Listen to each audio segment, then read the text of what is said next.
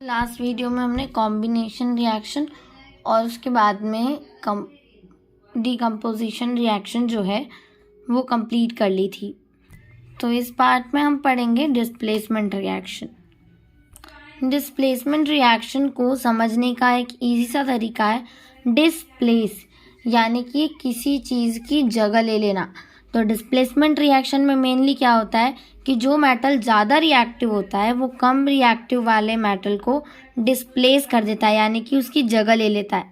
यहाँ पे हमें एग्जांपल दे रखा है एक आयरन नेल का, और उसके बाद में हमको सेम आयरन नेल को कॉपर सल्फेट सोल्यूशन में निकालने के बाद में वो कैसी दिखाई दे रही है ये बताया जा रहा है। तो कॉपर सल्फेट सोल्यूशन है टेस्ट ट्यूब ए में, और जो टेस्ट ट्यूब है बी वाला वो एक रिएक्शन मिक्सचर का सोल्यूशन है। तो यहाँ पे हमको बता रखा है कि कैसे कॉपर सल्फेट सोल्यूशन से निकालने के बाद आयरन नेल दिख रही है और कैसी उसके पहले दिख रही है। तो उसमें क्या होता है कि ये वाली जो रिएक्शन है वो प्लेस लेती है। जैसे कि जो आयरन नेल है उसका जो कलर है वो ब्राउनिश हो जाता है, और जो ब्लू कलर है कॉपर सल्फेट सोल्यूशन का वो फेड हो जाता है। इसका एक ही कारण है कि जब हम आयरन में कॉपर सल्फेट सोल्यूशन को मिलाते हैं तो FeSO4 अलग हो जाता है और वो कॉपर को अलग कर देता है, क्योंकि आयरन जो है वो कॉपर को डिस्प्लेस कर देता है कॉपर सल्फेट सोल्यूशन से, और इसी रिएक्शन को हम बोलते हैं डिस्प्लेसमेंट रिएक्शन। कुछ और भी एग्जाम्पल्स हो सकते हैं डिस्प्लेसमेंट रिएक्शन के, उसमें भी सेम चीज़ होती है कि जो ज़्यादा रिएक्टिव एलिमेंट है वो लेस रिएक्टिव एलिमेंट को अलग कर देगा। यहाँ पे जो तीनों हमारे पास में रिएक्शंस हैं उसमें कॉपर ही अलग हुआ है, यानी कि कॉपर को ही डिस्प्लेस किया गया है। जिंक और लीड जो हैं वो बहुत ही ज़्यादा रिएक्टिव एलिमेंट है कॉपर के कंपैरिजन में, तो they displace copper from its compounds. तो वो क्या करते हैं, जब उनकी रिएक्शंस होती है आपस में तो वो कॉपर को उनके सोल्यूशन में से डिस्प्लेस कर देते हैं। अगला टॉपिक आता है डबल डिस्प्लेसमेंट रिएक्शन। लेकिन डबल डिस्प्लेसमेंट रिएक्शन पढ़ने से पहले हमारे पास एक और इंटरेस्टिंग चीज़ है, और वो ये है कि you will observe that a white substance which is insoluble in water is formed। यहाँ पे हमने एक अलग तरीके की रिएक्शन कराई है। उस रिएक्शन में क्या हो रहा है, बेसिकली आखिर में एक वाइट जो है इनसॉल्युबल सब्सटेंस बन जाता है, यानी कि एक ऐसा सब्सटेंस बन जाता है जो थोड़ा सा हार्ड होता है और वो जो है वाटर में सॉल्युबल नहीं होता है। तो this insoluble substance formed is known as precipitate, or any reaction which produces a precipitate can be called a precipitation reaction। तो जिस रिएक्शन में लास्ट में PPT बनती है, प्रेसिपिटेट को हम शॉर्ट फॉर्म में बोलते हैं PPT, तो जिस रिएक्शन में लास्ट में PPT फॉर्म हो जाती है, एक ऐसा कंपाउंड बनता है जो वाटर में सॉल्युबल नहीं होता है, तो वो रिएक्शन कहलाती है प्रेसिपिटेशन रिएक्शन। यहाँ पे हम बात करें डबल डिस्प्लेसमेंट रिएक्शन की, यानी कि दोनों ही मेटल जो हैं वो एक दूसरे को डिस्प्लेस कर देते हैं। जैसे Na की जगह पर बेरियम आ गया और बेरियम की जगह पर सोडियम आ गया।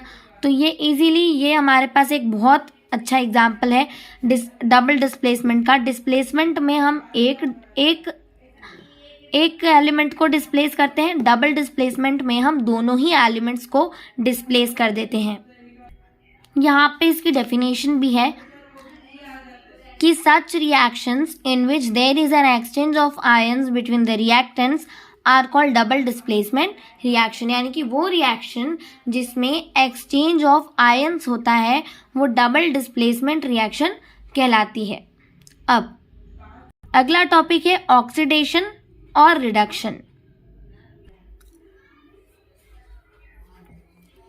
अब अगर कोई सब्सटेंस ऑक्सीजन का गेन कर रहा है, अगर कोई सब्सटेंस ऑक्सीजन का गेन कर रहा है तो वो ऑक्सीडाइज हो जाएगा, और अगर कोई सब्सटेंस ऑक्सीजन को लूज कर रहा है तो वो रिड्यूस हो जाएगा।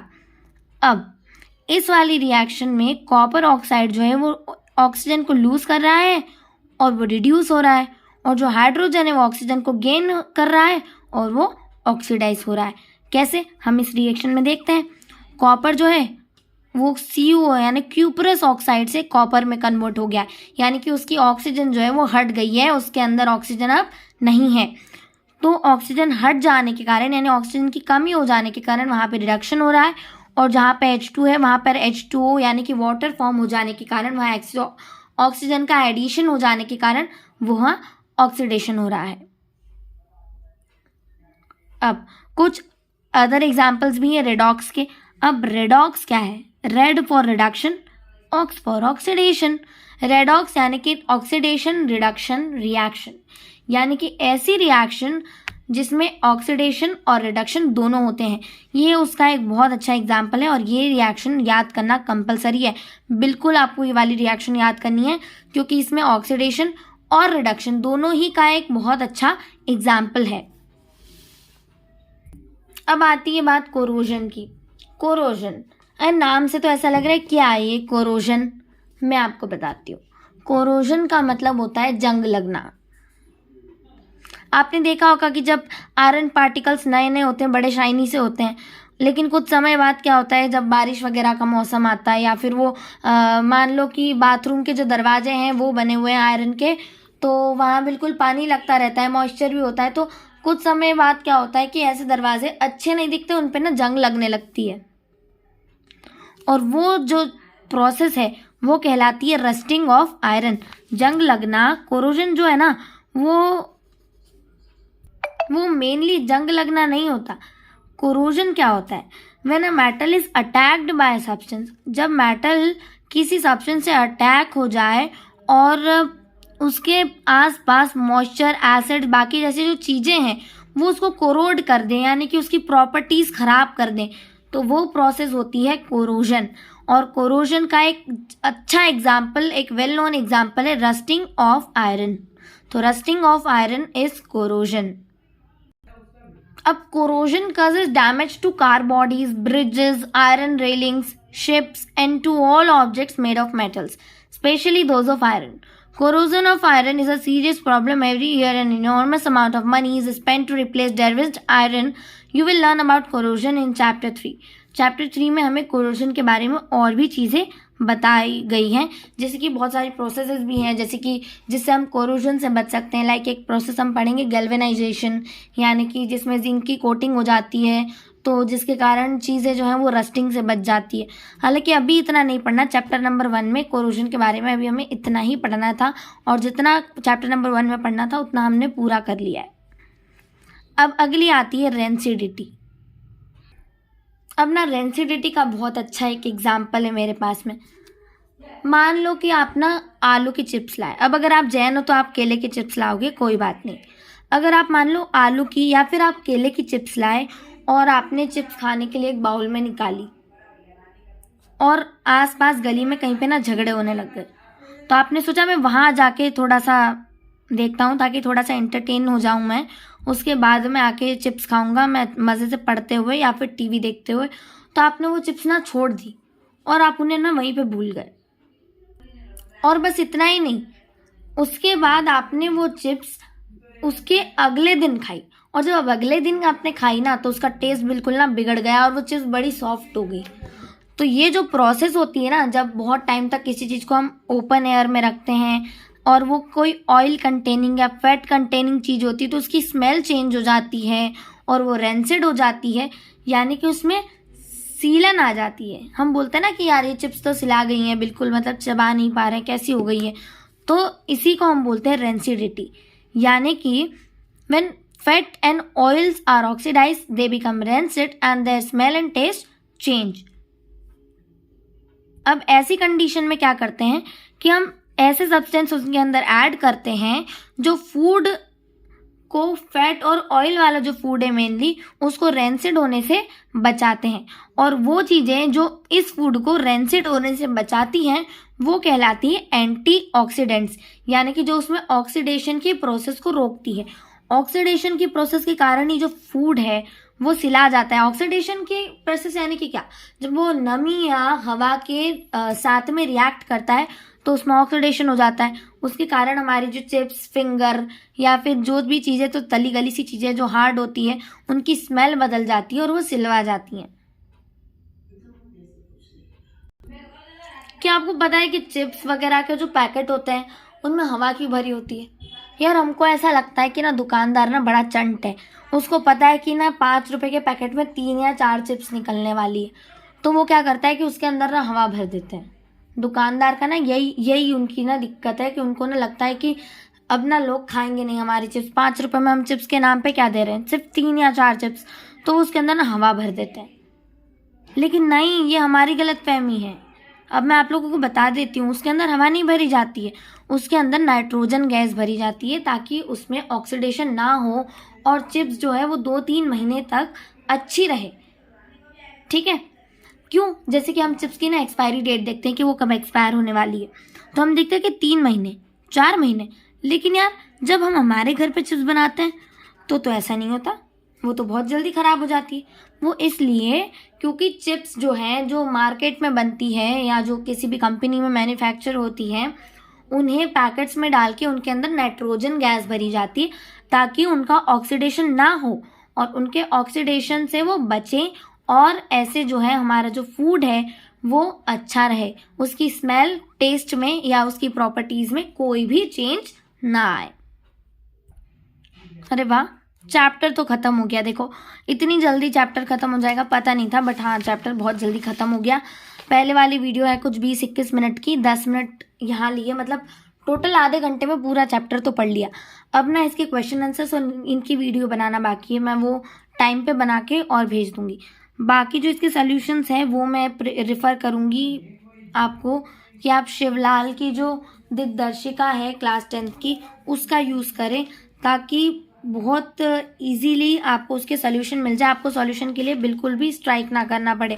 यहाँ पे सारे सॉल्यूशंस हैं, एनसीईआरटी के भी सॉल्यूशंस हैं, सारे ही सॉल्यूशन हैं एनसीईआरटी के, कुछ बोनस क्वेश्चंस भी हैं और बुक कोर्स भी है, तो इजीली आप इसे कर सकते हो। बाकी जो इसके जो क्वेश्चन आंसर्स हैं वो एक बार मैं एक्सप्लेन करूँगी, अगर मुझे लगा कि इससे अभी काम नहीं हो रहा है और मुझे एक्सप्लेन करना चाहिए, then I will surely explain that.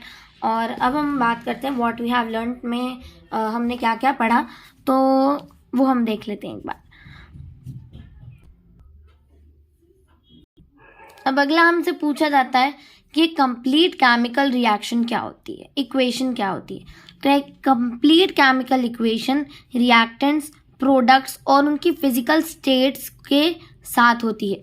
यानी कि एक कंप्लीट इक्वेशन जो होती है केमिकल इक्वेशन वो होती है जिसमें रिएक्टेंट्स होते हैं, जिसमें प्रोडक्ट्स होते हैं और उनकी फिजिकल स्टेट्स को भी सिंबलाइज किया जाता है।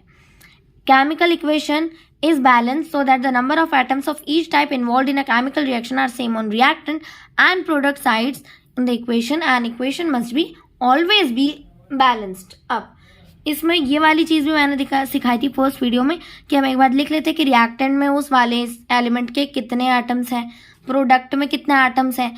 फिर हम क्या करते हैं, कोशिश की इन दोनों जगह पर जो एटम है वो सेम हो जाए, और वो जब एटम सेम हो जाते हैं तो हम मान लेते हैं कि हाँ अब हमारी केमिकल इक्वेशन बैलेंस हो गई है।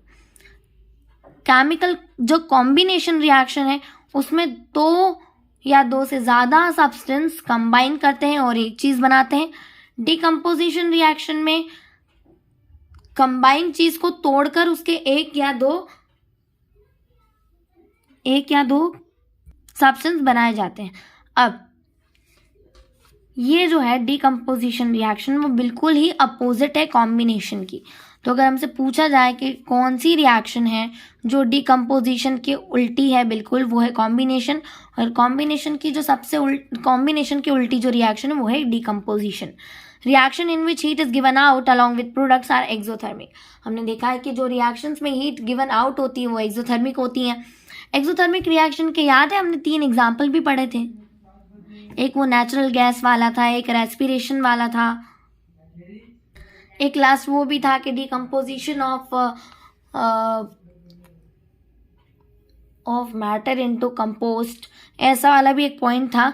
तो हमने ना 2-3 पॉइंट जो है पढ़े थे कि एक्सोथर्मिक के कौन कौन से होते हैं। अब reaction in which energy is absorbed is known as endothermic process. Endothermic वो प्रोसेस में भी हमने एक CaO वाली एक रिएक्शन पढ़ी थी, वो याद की थी हमने। अब reaction when element displace another element, एक एलिमेंट दूसरे एलिमेंट को डिस्प्लेस करता है तो डिस्प्लेसमेंट। जब एक्सचेंज ऑफ आयंस होता है यानी कि दोनों ही एलिमेंट की अपनी प्लेस चेंज कर लेते हैं तो डबल डिस्प्लेसमेंट।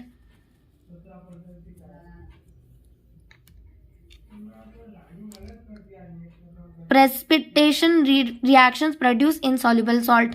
प्रेसिपिटेशन रिएक्शन में इनसॉल्युबल सॉल्ट्स बनते हैं। इनसॉल्युबल सॉल्ट्स जो हैं वो प्रेसिपिटेट कहलाते हैं।